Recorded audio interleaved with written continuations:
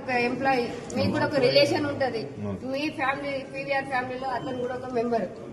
అట్లాంటి వ్యక్తికి ఏమన్నా అయితే ఒక హౌస్ కీపింగ్ బాయ్ ని వామిటింగ్స్ అయినోండి బాగాలేదు అనుకున్నోండి తీసుకుపోయి ఎవరైనా గేట్ బయట వేస్తారా సార్? ఇదా మీ మానవత్వం? మమ్మల్ని అంబులెన్స్ లో పెట్టుకున్నారని మమ్మల్ని మానవత్వం అని అడుగుతున్నారు.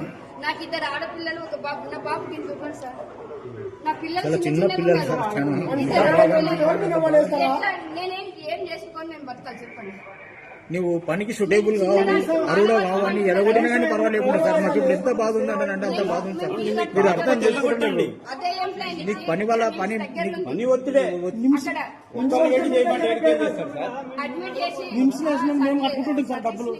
చేసినామంటే మేము వచ్చి బిల్లు కట్టుకునేటప్పుడు పని ఒత్తిడి ఒక్కళ్ళు పెట్టాలి, 2 పెట్టాలి, మెయింటైన్ చేయాలి.